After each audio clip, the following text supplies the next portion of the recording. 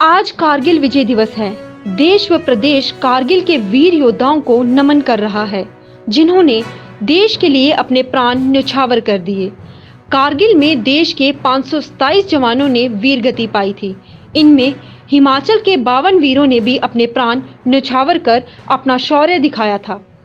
कारगिल युद्ध में दुश्मन सेना के दांत खट्टे करने वाले जांबाज आज भी लोगों के दिलों में जिंदा हैं। सीएम जयराम ठाकुर ने आज हमीरपुर पहुंचकर शहीदों को नमन किया और कई कार्यक्रमों में हिस्सा लिया। यहां पर उन्होंने वीर नारियों का सम्मान किया, साथ ही उन्होंने हमीरपुर में शहीद स्मारक बनाने की बात भी कही। आज यहाँ पर हमारे ध्यान में आया, क्योंकि मेरा यहाँ हमीरपुर में यहाँ आना पहली बार हुआ, तो यहाँ शहीद स्मारक की जो बात उठाई गई है और मुझे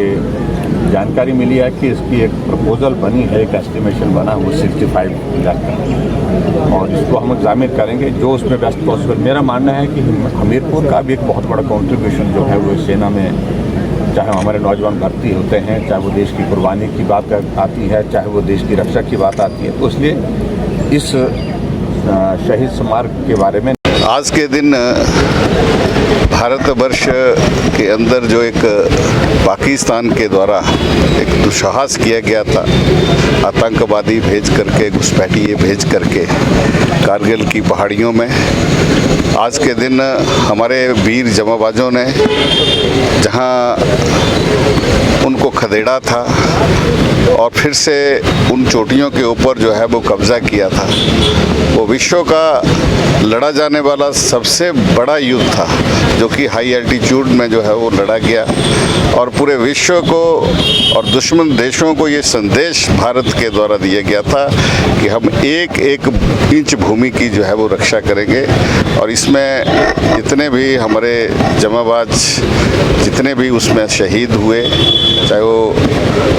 कैप्टन अमोल कालिया थे, मेजर सौरभ थे और सौरभ कालिया थे और विक्रम बत्रा थे, इनकी शहादत वो आज के दिन जो है वो सभी याद करते हैं, उनको नमन करते हैं और उनके साहस और अदम्य साहस से प्रेरणा लेकर के जो है वो ये देश जो है वो आगे बढ़ रहा है। आज देश की एकता और अखंडता अगर काबिज है तो उसका श्रेय जो है वो इन जमाबाज वीरों को जाता है। हम सब आज के दिन इनको याद भी करते हैं और उनके चरणों में श्रद्धा सुमन जो है वो अर्पित करते हैं।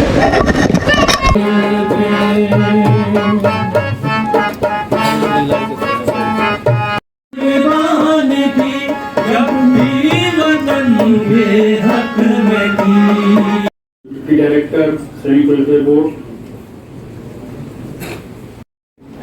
यहाँ पर उपस्थित सभी।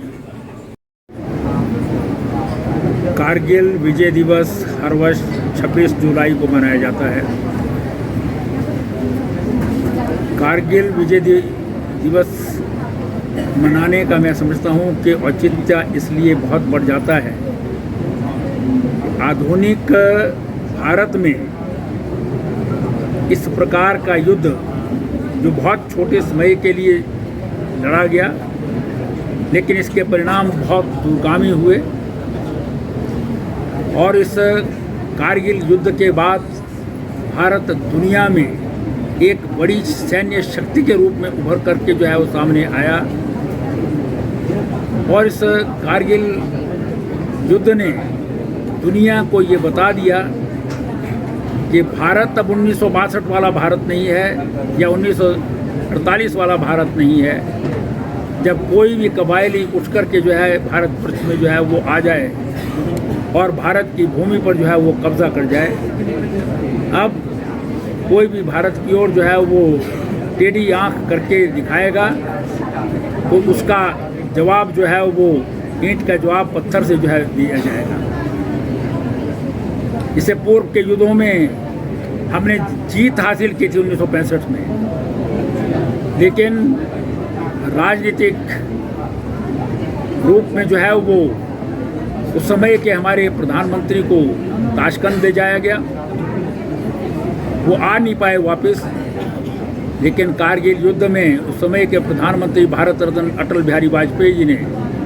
स्पष्ट घोषणा कर दी थी जब अमेरिका ने जो है वो उन्हें बुलाया था कि अमेरिका में आकर के नवाज शरीफ के साथ जो है वो आप बातचीत करें,